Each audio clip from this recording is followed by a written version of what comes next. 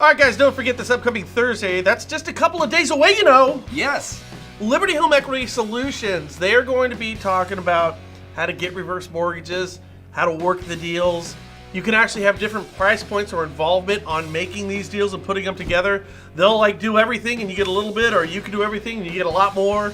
It's a really great untapped market, guys. It really honestly is. I just, for the life of me, don't know why anybody right now doing loans doesn't make every tool available to themselves and are absolutely efficient at everything. Makes a lot of sense to me. Click this banner right over there and watch it. It's Thursday. It's an hour. You're a professional. You can do this. On to the show.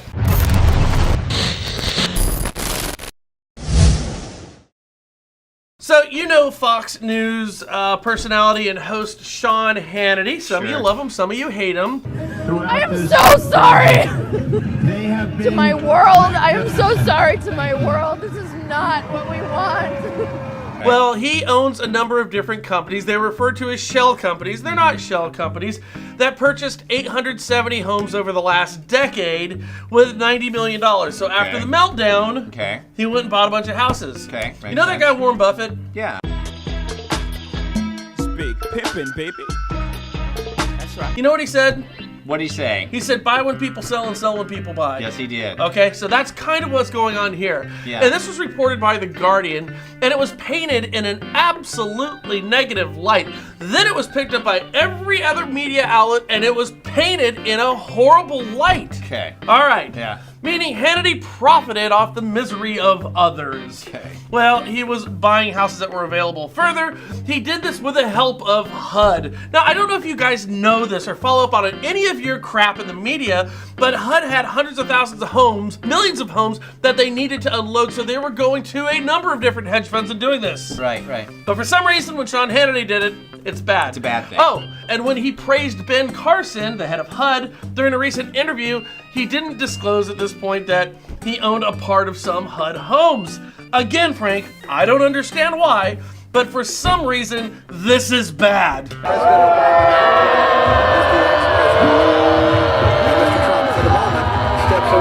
Now, this story was everywhere yesterday. All of it. All of the stories were painted again in a negative light. Yep. Now, here's our question. Why? Why is it painted in a negative light? I mean, I don't get it. I mean, there were a lot of undervalued homes on the market, and he legally bought these foreclosures, right? I mean, getting pissed at Hannity for buying homes when the buying was good is like getting pissed at Sean Parker for being an early investor in Facebook. And I gotta tell you here, Frank, Sean Hannity actually came out and made a statement saying, look, what I was doing is investing my money into neighborhoods that desperately needed it, and I'm surprised that all the people coming out against me, well, I'll bet you they didn't do the same thing, and they probably didn't.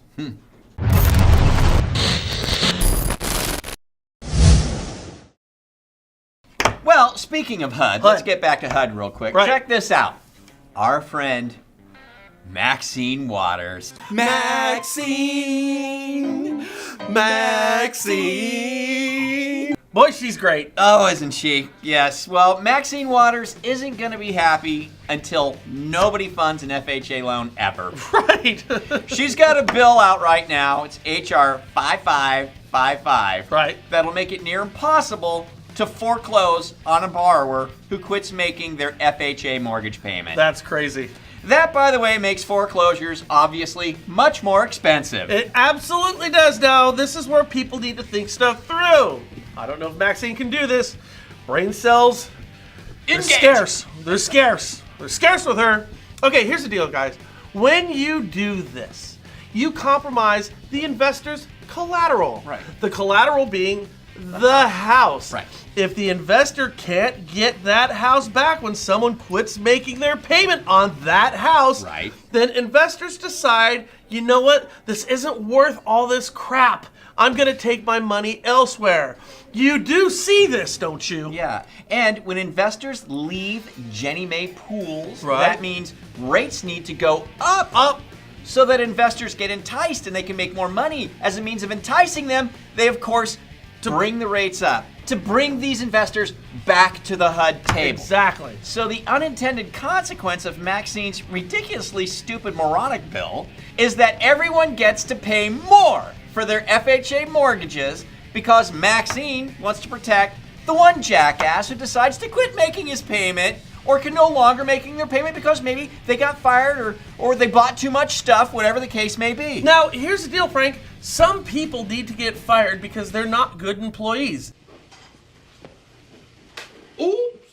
How clumsy of me.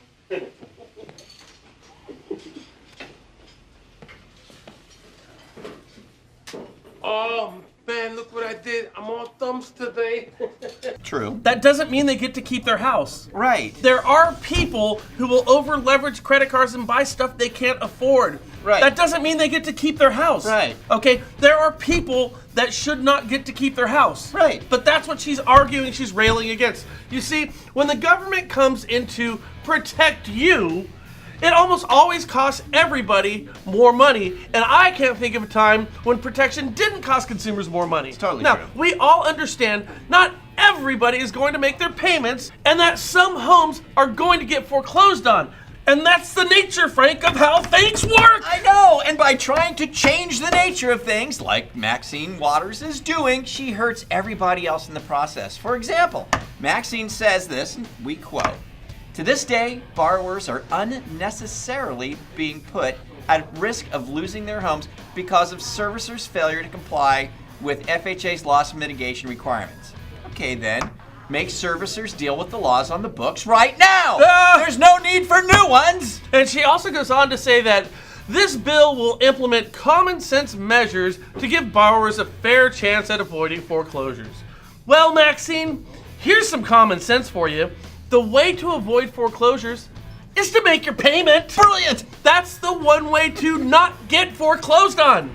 That's the beginning and the end of it. If you make your agreed upon payment, you don't get foreclosed on. If you don't, you get foreclosed on. How much more do we need to talk about this?